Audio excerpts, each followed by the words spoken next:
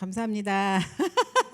피곤하신데도 그렇게 아니 다들 오늘 우리 또 표정자 권사님도 잠이 안 오셔갖고 새벽에 아예 일찍 교회 1부부터 오셨어요. 그래서 다들 또 퇴근하고 오시고 또 이렇게 새벽같이 오시고 피곤한 가운데 또 은혜 받으려고 또 은혜의 자리에 계신 게 너무 감사한 것 같아요. 오늘 성경 말씀입니다. 마태복음 16장입니다.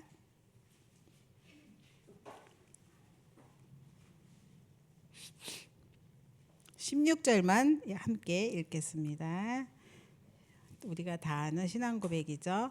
시몬 베드로가 대답하여 이르되 주는 그리스도시요 살아계신 하나님의 아들이시니이다. 아멘. 이 고백을 가지고 오늘 말씀을 보겠습니다. 제목은 가이사랴 빌립보와 유대 기독교 재앙 이렇게 나와 있습니다. 지난 한 주간 이제 어떻게 보내셨어요? 저는 사복음서와 세계교구 각인이 말씀 붙들고 이제 아침마다 기도 수첩하고 또 이제 인도를 받았는데 시대 전환점이다 이런 말씀이 많이 나오더라고요. 전환점 이런 것들. 근데 이제 그러면서 이런저런 문제들 또 사건들 이런 것들이 좀 있었어요. 저 개인적인 건 아니고 주변에 계신 분들의 이제 이런 일들이 있었는데 그런 거 보면서 내가 좋아하거나 사랑하는 사람들에게 막 일어나는 일들이니까 막 속에서 막 이렇게 막 올라오고 막 이런 거 있잖아요. 괜히 막 안타깝고 막 같이 막 화를 내주고 싶고 막 이런 거. 그러면서 이제 하는데 이게 답은 아니잖아요. 그게 그래서 그러면서 답답한 거예요. 답은 아니니까. 그래서 이제 있는데 그걸 보면서 제가 한 주간 이제 계속 기도하면서 인도를 받았겠죠. 근데 오늘 아침에 하나님이 딱 평안을 주시고 답을 주시더라고요. 오늘 아침에. 어제까지 안 그랬는데 아침에. 그래서 하나님이 보게 하거나 겪게 한 거는 그 이전에 하나님이 뭔가를 주셔요. 그게 은혜더라고요. 은혜를 주시고 힘을 내가 복음이 있으니까 힘을 얻었는데 문제 사건이 있었어요. 그러면 하나님은 내 답이 있으니까 이길 수 있다는 거잖아요. 그러면서 그럼 왜 겪게 하셨을까 이런 생각을 해보니 전환점이다. 바꾸든지 갱신하든지 아니면 또 내가 그것을 수용하고 초월하고 넘어서는 힘을 얻든지 그 전환점이다라는 생각이 들었습니다. 그리고 만약에 미리 이것을 나중에 알았다면 어쨌을 것인가. 근데 미리 알았으니까 오히려 감사하고 그래서 감사로 시작하는 게 맞구나 이런 생각도 해봤습니다. 그래서 이제 미래 전환점을 두고 이제 길을 닦고 대로를 만들고 돌을 제하고 만민을 위하여 기치를 드는 한 사람으로 이제 내가 현장에서 기도하는 은혜를 누려야겠다 이렇게 깨달았습니다. 그리고 또 이제 정말 악이 선을 가장하고 있는 시대잖아요. 굉장히 악한 시대인데 선을 가장하고 있어요. 자기네는 이게 선이라고 생각하는 거잖아요. 그런데 굉장히 황폐한 이 땅에 그 모두 다 배임을 당할지라도 제 이 말씀 엄청 들었잖아요. 근데 이제서 이게 딱 들어오는 거예요. 그루터기가 남아 있는 것 같이 거룩한 씨 남아 있는 그 거룩한 씨 렘넌트 일어날 것을 이것을 제가 깨달았는데 어제 핵심에서 딱 또 주시더라고 메시지를. 그래서 내가 잘 깨달았구나. 흐뭇하고 감사한 시간. 여러분 말씀 속에서 이렇게 행복하거나 흐뭇하거나 감사한 그럼 살아있는 거잖아요. 그렇게 힘을 얻으시는 또 한 주간 되시기 바랍니다. 강단 오늘 말씀에 사도행전과 한 지역 한 사람 말씀 주셨어요. 여기서 이제 저는 또 어떤 걸 깨달았냐면 초대교회 제자들처럼 이제 제가 이 어금니를 뺐더니 말이 막 이상해요. 그래가지고 제가 듣는 분은 어떤지 모르겠는데 좀 힘든데 잘 들어주시기 바랍니다. 아프진 않은데 이게 불편해요. 말할 때. 그래서 근데 이제 초대교회 제자들처럼 예수가 그리스도이심을 증거하는 전도망대 세우는 교회 돼야겠다. 이렇게 우리 교회가 이렇게 기도 제목 붙들었고요. 그리고 이거는 다른 사람 안 해도 나는 하자 이런 결단도 했고 또 뭐 갖고 할 거냐 이런 것도 이제 붙들게 됐는데 오직 777 가지고 묵상 시대 속에서 하나님 주신 비밀을 알고 가는 한 사람으로 내가 서고, 그리고 병든 자, 정신질환자 찾아가지고, 그리고 답주는 치유의 증인, 그러면서 12지역에 한 사람 제자를 그 중에 찾아내는, 남기는 자 되게 하옵소서, 이렇게 기도 제목 붙들었습니다. 오늘 이제 우리가 제목이 유대 기독교 재앙 시대, 이거 재앙인데요. 이제 질문을 해봐야겠죠. 왜, 무엇 때문에 그 똑똑한 유대인, 훌륭한 유대인, 돈 많은 유대인, 굉장히 아주 뭐라 그래야 되죠? 굉장히 괜찮은 그런 유대인인데 재앙을 왜 당했는가? 우리가 이 시대도 똑같습니다. 굉장히 훌륭한데, 근데 가문도 좋고 배경도 좋고 다 좋은데 불구하고 어려움 겪는 집안도 있잖아요. 그런 것이 왜 그렇게 그들에게 임했는가? 이제 이 시대가 지식이 굉장히 옛날 지식과는 많이 달라졌어요. 아이들 대하는 법도 이제 여러분 굉장히 조심해야 되죠. 이제 우리 그 홈페이지 만들었잖아요. 그런데 우리 이사야가 딱 금방 전화 왔어요. 그거 홈페이지에 있는 전화번호 다 빼세요. 막 이러는 거예요. 지금 시대는 그런 거 올리면 절대 안 됩니다. 이러고 사진도 다 빼야 돼요. 이러는 거예요.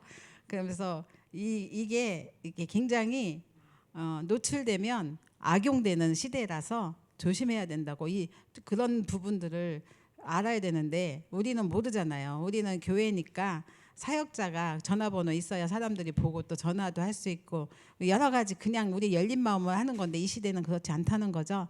그래서 우리가 그 시대가 틀립니다. 그래서 이제 하나하나 지금 정리를 좀 해 나가고 있는데 그렇더라고요. 몰랐어요. 그러니까 이런 부분도 우리가 모르고 지내잖아요. 그래서 그런 시대, 과학 엄청 발전했죠. 그리고 휴대폰, 우리가 기능이요 말도 못하잖아요. 지금 말하면 뭐 다 얘기해 주잖아요. 궁금한 것 질문해 보세요. 대답 다 해줘요.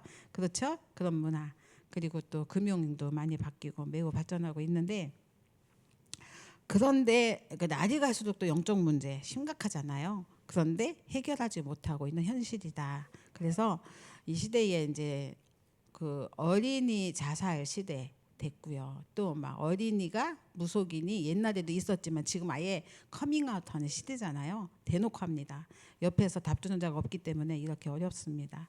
왜 이런 문제들이 자꾸 생길까? 사실은 원죄, 구원 이런 거, 응답 이런 것을 모르니까 재앙 속에 있는 거라고 하시는데요. 정말 우리는 이런 속에서 하나님께서 답 주는 자로 부르셨는데, 우리는 이것 때문에 전도도 하는 거고, 그리고 또 캠프도 하는 거고, 이것 때문에 300% 응답의 준비도 하는 거죠. 그래서 현장에 가보면 이제 여러분이 만나는 사람들이 있잖아요. 현장에 가면 부딪히는 사람이 있고, 그러면 그냥 저 사람들 얘기하면 내 속에서 이거 답이 있는데 막 말해주고 싶은 거 있잖아요. 그만큼 놀랄 만큼 우리는 현장에 답을 갖고 있습니다. 그래서 이런 부분을 놓고 우리가 기도를 한다면 반드시 하나님께서는 우리에게 문을 여실 줄 믿습니다. 이제 그 예를 들어서 미국의 선교사님 얘기를 하시더라고요. 우리 현장도 마찬가지예요. 미국 아이들에게 복음을 전하면 굉장히 시달리는 아이들이 많고 눌리는 아이들이 너무 많다고 해요. 근데 이 아이들이 밤에 자다가 귀신 보거나 가위 눌리거나 하니까 이제 부모한테도 얘기 못 하는데, 왜냐하면 부모가 경험하지 못한 걸 얘기하면 부모가 이해 못 하니까. 근데 이제 사역자들이 답을 주고 이 아이가 답을 얻고 치유가 되면서 그때부터 부모에게 말하면 부모님들이 깜짝 놀라면서 이제 그때 이제 듣기 시작한다는 거죠. 그런 식으로 이제 미국에는 복음이 문이 열린다고 합니다.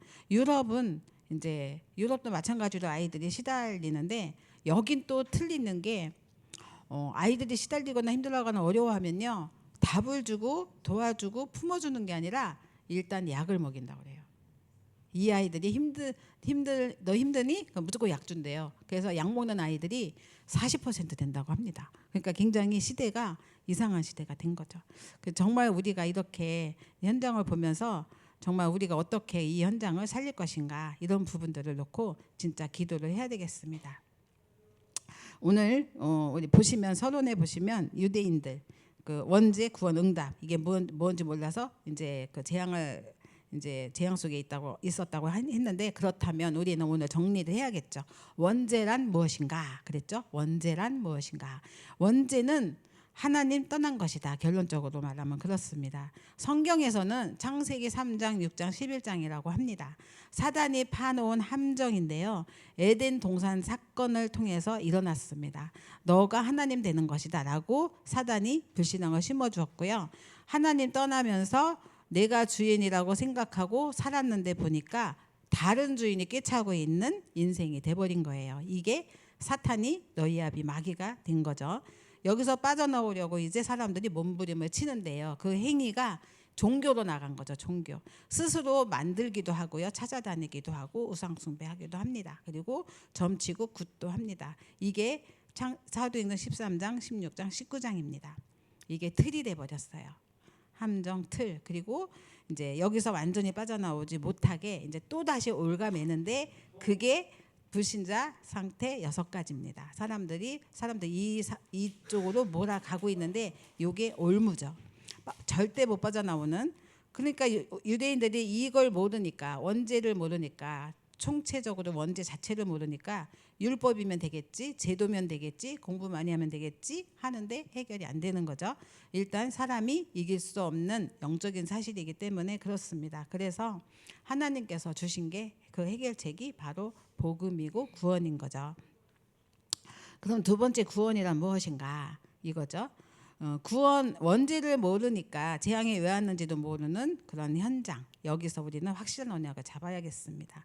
그래서 하나님께서 우리에게 해결책이 없기 때문에 그리스도를 보내주신 것이고, 이 사실을 믿는 자에게 하나님께서는 구원의 축복을 주신 겁니다. 그래서 이제 유대인들은 믿기만 하면 된다 하는데, 믿기만 하면, 영접하기만 하면 하는 자녀가 되고, 불신자 상태에서 창세기 3장, 6장, 11장에서 13장, 16장, 19절에서 해방되는 거잖아요. 그런데 믿기는 뭘 믿으라고 하는 거야 하면서 못 알아듣는 거예요. 그러니까 계속 지금도 노아시대 재앙은 계속되고 있는 건데 그게 네피림인 거예요.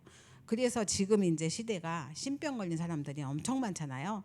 옛날에는 이들이 겪는 고통이 남다른 거잖아요. 내가 겪는 것과는 다르게 그냥 몸이 아파서가 아니라 그냥 시달리는 거잖아요. 그러니까 숨어서 말도 못하고 숨어서 견디고 당하다가 이제는 스스럼 없이 커밍아웃 하는 거죠. 그래서 오늘 우리 표정순 권사님 커밍아웃을 했어요. 나는 하시더라고요. 그래서 좀 커밍아웃 하고 계시네 이러면서 감사했는데, 이 사람들은 자기가 귀신 들렸다는 거를 아주 그냥 만천하에 공개하면서 또 점치고 굿하는 사람으로 바뀌고, 그러면서 신비한 영향을 주는 시대가 되었죠. 그러면서 사람들은 이 고통을 해결하기 위해서 또 돈을 갖다가 바치기도 하고 굿하는 데 갖다 주기도 하죠. 근데 중요한 거는 기독교인도 점치고 굿하고 합니다.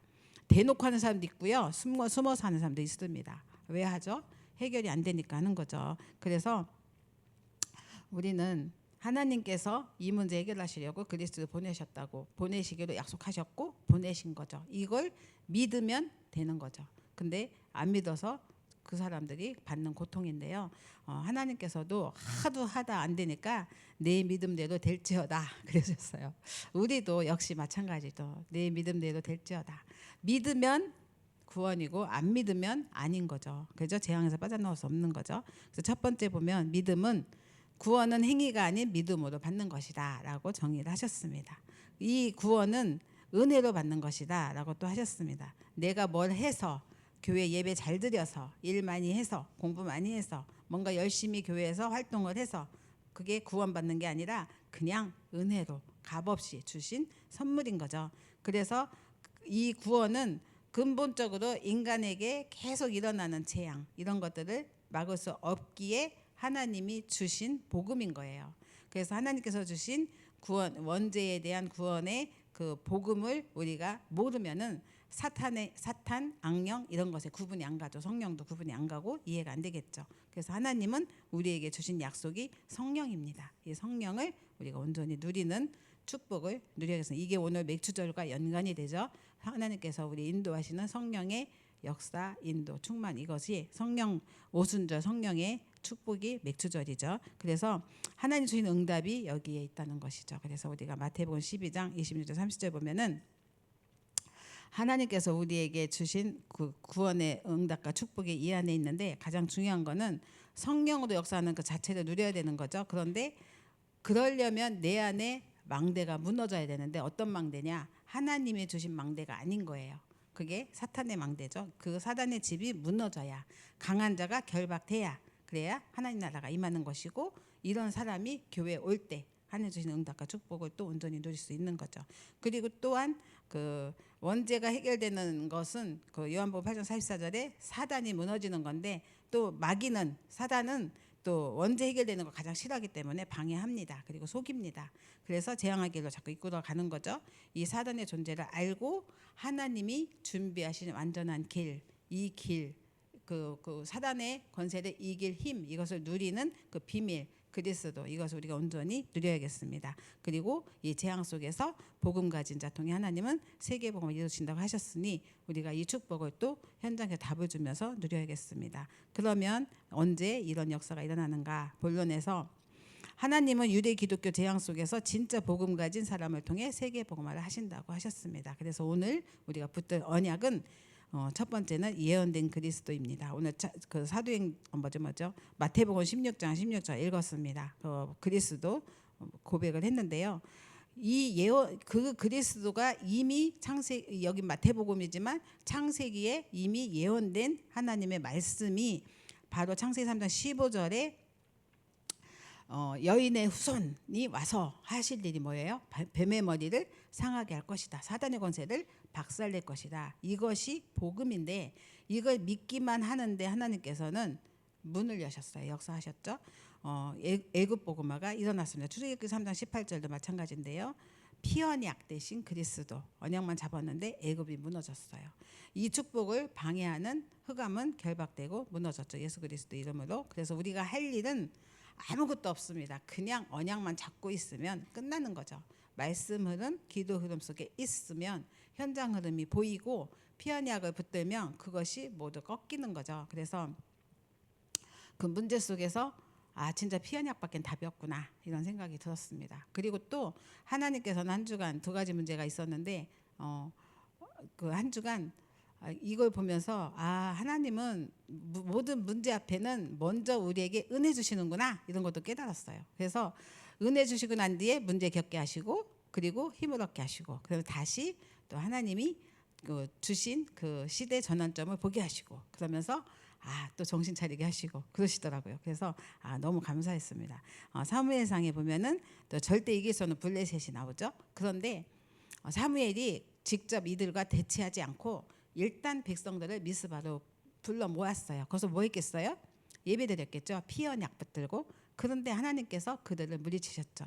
이런 응답과 축복이, 우리는 언약 잡고 기도하는데 하나님이 현장에 역사하시는 거죠. 그게 우리에게 주신 영적인 사실입니다. 그래서 단순히 교회에서 예배만 드리거나 가정에서 예배드리고 관계된 곳에서 예배드리는데, 하나님은 모든 현장에 깊이 관여하시고 문을 여시고 또 응답 주시고 해답도 주시는 것, 그리고 하나님 나라가 임하는 축복도 주십니다.